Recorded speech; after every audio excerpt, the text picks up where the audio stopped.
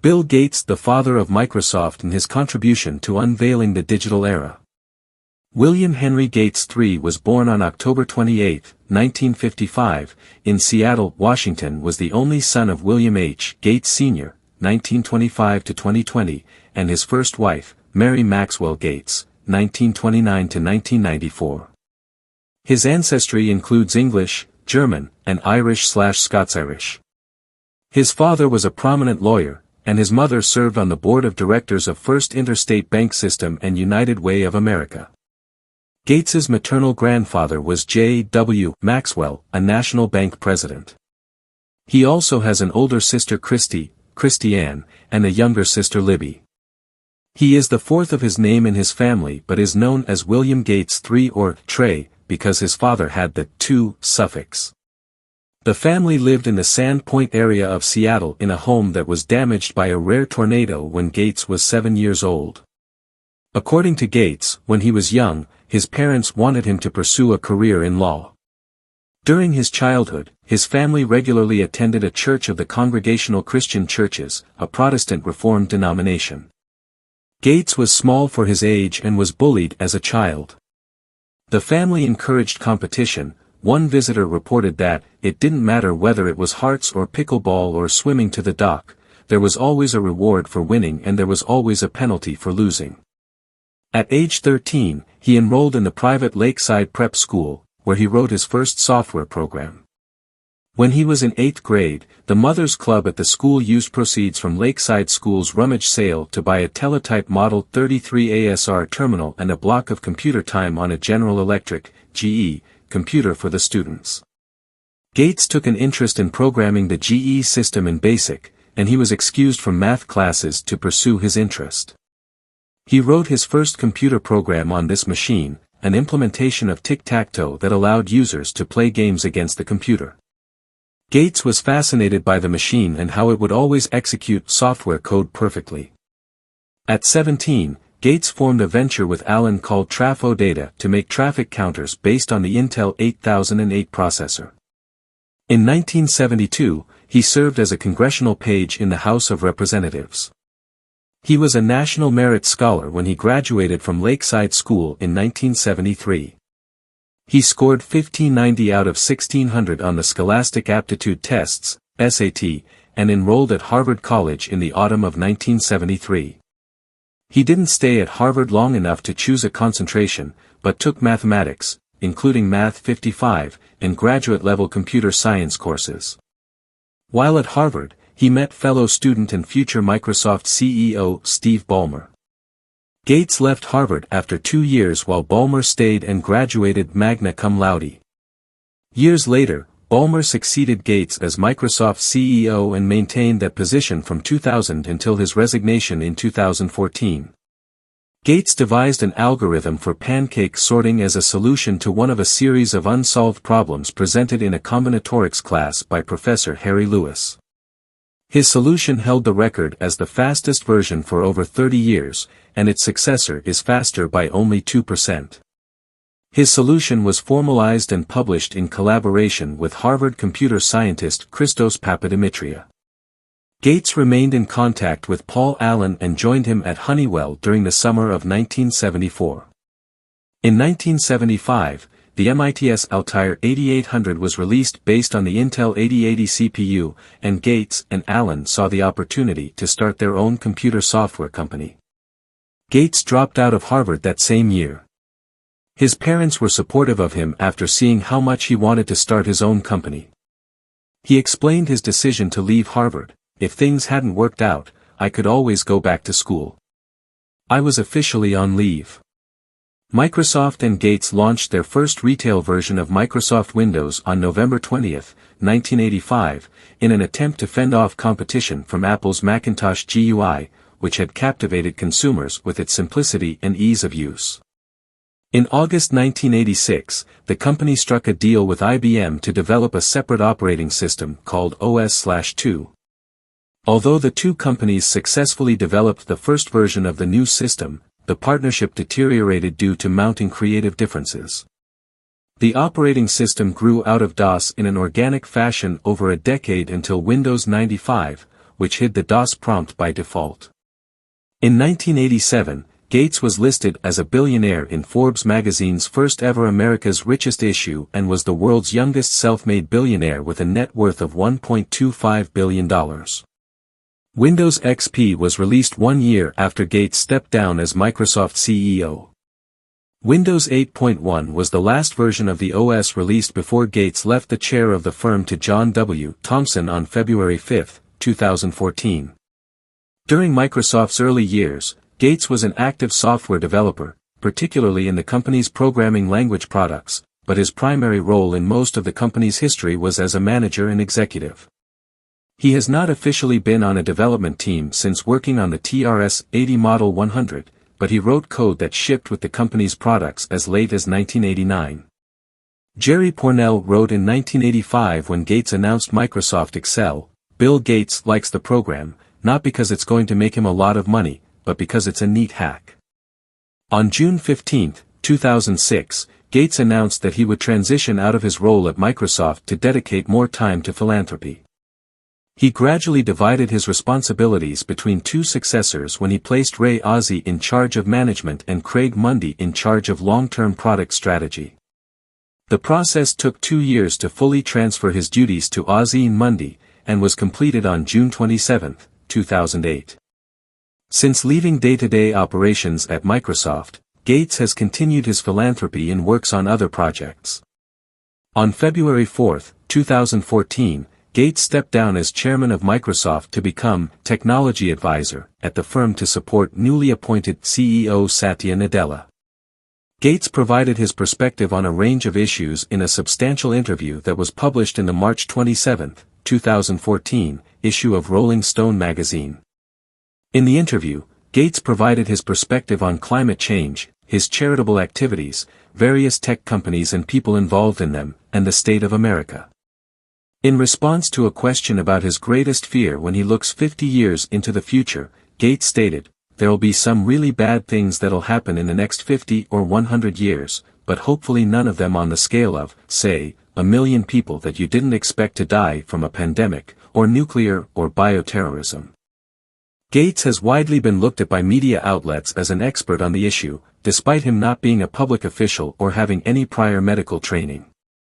His foundation did, however, establish the COVID-19 Therapeutics Accelerator in 2020 to hasten the development and evaluation of new and repurposed drugs and biologics to treat patients for COVID-19, and, as of February 2021, Gates expressed that he and Anthony Fauci frequently talk and collaborate on matters including vaccines and other medical innovations to fight the pandemic. Gates is an avid reader, and the ceiling of his large home library is engraved with a quotation from The Great Gatsby. He also enjoys bridge, tennis and golf. His days are planned for him on a minute-by-minute basis, similarly to the U.S. president's schedule. Despite his wealth and extensive business travel, Gates flew coach, economy class, in commercial aircraft until 1997, when he bought a private jet. Gates purchased the Codex Leicester, a collection of scientific writings by Leonardo da Vinci, for $30.8 million at an auction in 1994. In 1998, he reportedly paid $30 million for the original 1885 maritime painting lost on the Grand Banks, at the time a record price for an American painting. In 1999, his wealth briefly surpassed $100 billion, making him the first person ever to achieve the feat since 2000. The nominal value of his Microsoft holdings declined due to the fall in Microsoft's stock price after the dot-com bubble burst and the multi-billion-dollar donations he had made to his charitable foundations. Gates has several investments outside Microsoft, which in 2006 paid him a salary of $616,667 and $350,000 bonus totaling $966,667. In 1989, he founded Corbis, a digital imaging company. In 2004, he became a board member of Berkshire Hathaway, the investment company headed by longtime friend Warren Buffett. In May 2006, Gates remarked that he wished that he were not the richest man in the world because he disliked the attention that it brought. In March 2010, Gates was the second wealthiest person after Carlos Slim, but regained the top position in 2013, according to the Bloomberg Billionaires Index. Slim retook the position again in June 2014, but then lost the top position back to Gates. Between 2009 and 2014, his wealth doubled from $40 billion to $82 billion. In 2016, he revealed that he was colorblind. In October 2017, Gates was surpassed by Amazon founder Jeff Bezos as the richest person in the world. On November 15, 2019, he once again became the richest person in the world after a 48% increase in Microsoft shares, surpassing Bezos. Gates told the BBC, "I've paid more tax than any individual ever, and gladly so. I've paid over $6 billion in taxes." He is a proponent of higher taxes, particularly for the rich. By 2017, Gates had held the top spot on the list of the world's billionaires in 18 out of the previous 23 years. On May 10, 2022, Gates said that he tested positive for COVID-19 and was experiencing mild symptoms. Gates has received 3 doses of the COVID-19 vaccine. Gates studied the work of Andrew Carnegie and John D. Rockefeller, and donated some of his Microsoft stock in 1994 to create the William H. Gates Foundation.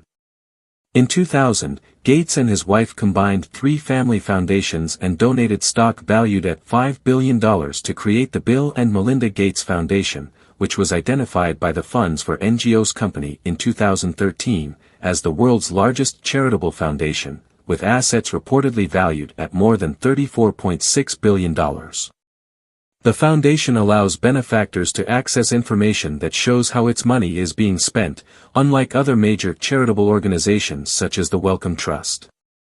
Gates, through his foundation, also donated $20 million to the Carnegie Mellon University for a new building to be named Gates Center for Computer Science, which opened in 2009. Gates has credited the generosity and extensive philanthropy of David Rockefeller as a major influence. He and his father met with Rockefeller several times, and their charity work is partly modeled on the Rockefeller family's philanthropic focus, whereby they are interested in tackling the global problems that are ignored by governments and other organizations. Melinda Gates suggested that people should emulate the philanthropic efforts of the Salwin family, who sold their home and gave away half of its value, as detailed in their book, The Power of Half. Gates and his wife invited Joan Salwin to Seattle to speak about what the family had done, and on December 9, 2010, Bill and Melinda Gates and investor Warren Buffett each signed a commitment they called the Giving Pledge, which is a commitment by all 3 to donate at least half of their wealth, over the course of time, to charity. The foundation has received criticism, particularly over its role in Common Core, with critics stating the support is cronyist in that it profits from the federal, state, and local contracts. Gates has also provided personal donations to educational institutions. In 1999, Gates donated $20 million to the Massachusetts Institute of Technology for the construction of a computer laboratory named the William H. Gates Building that was designed by architect Frank Gehry. While Microsoft had previously given financial support to the institution, this was the first personal donation received from Gates. In November 2017, Gates said he would give $50 million to the Dementia Discovery Fund, a venture capital fund that seeks treatment for Alzheimer's disease. He also pledged an additional $50 million to startup ventures working in Alzheimer's research. In June 2018, Gates offered free ebooks to all new graduates of U.S. colleges and universities, and in 2021, offered free ebooks to all college and university students around the world. The Bill and Melinda Gates Foundation partially funds OpenStax, which creates and provides free digital textbooks. Gates has so far authored 4 books. The Road Ahead, co-authored with Microsoft executive Nathan Myhrvold and journalist Peter Renierson, was published in November 1995. It summarized the implications of the personal computing revolution and described a future profoundly changed by the arrival of a global information superhighway. Business at the Speed of Thought, co-authored with Collins Hemingway, was published in 1999, and discusses how business and technology are integrated, and shows how digital infrastructures and information networks can help to get an edge on the competition. How to Avoid a Climate Disaster, published in February 2021, presents what Gates learned in over a decade of studying climate change and investing in innovations to address climate problems. How to Prevent the Next Pandemic, published in April 2022, details the COVID-19 pandemic and proposes a global epidemic response and mobilization (GERM) team with annual funding of $1 billion, under the auspices of the WHO. Gates married Melinda French on the Hawaiian island of Lanai on January 1, 1994. They met in 1987 after Melinda began working at Microsoft. At the time of their marriage, Gates was given permission by Melinda to spend limited time with his ex-girlfriend, businesswoman Ann Winblad. Bill and Melinda have 3 children, Jennifer, Rory, and Phoebe. The family's residence is an earth-sheltered mansion in the side of a hill overlooking Lake Washington in Medina, Washington. In 2009, property taxes on the mansion were reported to be $1.063 million, on a total assessed value of $147.5 million. The 66,000 square foot, 6,100 square meters, estate has a 60-foot, 18 swimming pool with an underwater music system, as well as a 2,500 square foot, 230 square meters, gym and a 1,000 square foot, 93 square meters, dining room. On May 3, 2021, the Gateses announced they had decided to divorce after 27 years of marriage and 34 years as a couple. They said they would keep working together on charitable efforts. The Wall Street Journal reported that Melinda had been meeting with divorce attorneys since 2019, citing interviews that suggested Bill's ties with Jeffrey Epstein was at least one of her concerns. The divorce was finalized on August 2, 2021. When Microsoft had just started growing into a big company, Gates had bought a used pearlescent turquoise Porsche 911. He sold one of his 1979 Porsche 911 Carreras for $80,000. The car was perhaps his first indulgence, as he confessed to Ellen DeGeneres on The Ellen Show. In February 2020, the billionaire was in the news for a reported purchase of a $645 million (RM 2.7 billion) hydrogen-fueled superyacht, but it was soon confirmed that he hadn't commissioned it. Multiple reports confirm that Bill Gates owns a Cessna 208 Caravan seaplane. The unique plane is manufactured by American aircraft maker Cessna Aircraft Company, which is now part of Textron Aviation. Bill Gates apparently owns 2 Gulfstream G650. One of the world's most luxurious private jets, the Gulfstream G650, can circumnavigate the globe with just one stop. It has 2 variants, the Gulfstream G650 and the Gulfstream G650ER. 2 Bombardier BD-700 Global Express private jets feature on the list of automotive toys owned by the billionaire. The Ford Focus is the cheapest car in Bill Gates' garage, starting at just $25,170. The 348 Spider, finished in red, is another classic sports car in Bill Gates' collection. Bill Gates is a very important person, and due to his wealth he is targeted by many unwanted attention across the globe. Therefore, to add another layer of security, he added a BMW 7 Series high security to his fleet. Although the car looks like a regular 2009 760 Li of the time, it is heavily revamped under the skin with 2.4 inches thick steel armor plating that allow them to become the first vehicles to be certified to BRV 2009 as they passed the requirement of the Ballistic Protection Level VR7. The Mercedes-Benz S-Class is another German luxury sedan in Bill Gates' collection. Gates had primary responsibility for Microsoft's product strategy from the company's founding in 1975 until 2006. He gained a reputation for being distant from others. An industry executive complained in 1981 that Gates is notorious for not being reachable by phone and for not returning phone calls. An Atari executive recalled that he showed Gates a game and defeated him 35 of 37 times. When they met again a month later, Gates won or tied every game. He had studied the game until he solved it. That is a competitor. In the early 1980s, while business partner Paul Allen was undergoing treatments for cancer, Gates, according to Allen, conspired to reduce the latter's share in Microsoft by issuing himself stock options.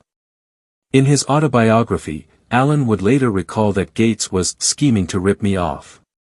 It was mercenary opportunism, plain and simple. Gates says he remembers the episode differently. Allen would also recall that Gates was prone to shouting episodes. Gates has often been accused of bullying Microsoft employees. He met regularly with Microsoft's senior managers and program managers, and the managers described him as being verbally combative, berating them for perceived holes in their business strategies or proposals that placed the company's long-term interests at risk. Gates saw competition in personal terms. When Borland's Turbo Pascal performed better than Microsoft's own tools, he yelled at programming director Greg Witten for half an hour because, Gates believed, Borland's Philippe Kahn had surpassed Gates. Gates interrupted presentations with such comments as, "That's the stupidest thing I've ever heard," and, "Why don't you just give up your options and join the Peace Corps?" The target of his outburst would then have to defend the proposal in detail until Gates was fully convinced. Not all harsh language was criticism. A manager recalled that, "You're full of shit. That's the stupidest fucking thing I've ever heard," meant that Gates was amazed. In the lore of Microsoft, if Bill says that to you, you're made. When subordinates appeared to be procrastinating, he was known to remark sarcastically, "I'll do it over the weekend."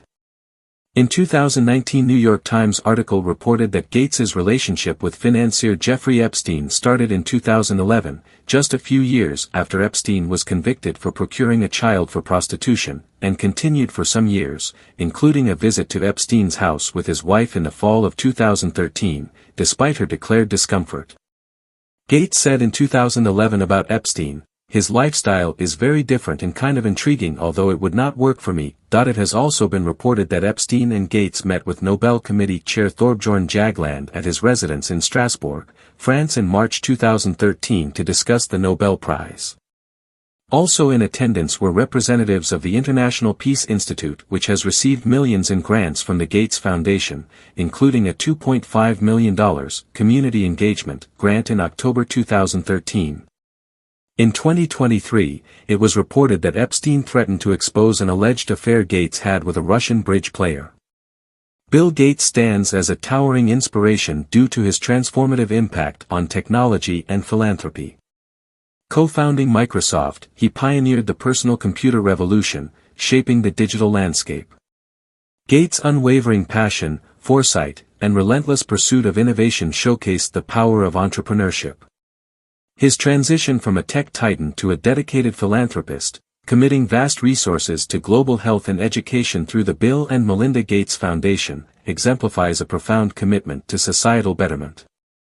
Gates' life inspires by demonstrating that success isn't just about amassing wealth but leveraging it for positive change, leaving an indelible mark on both the tech industry and humanity. Do well to follow, comment, like and subscribe, and don't forget to turn on notifications to encourage us to publish more contents like this. From all of us at Didactic Contents, we love you all.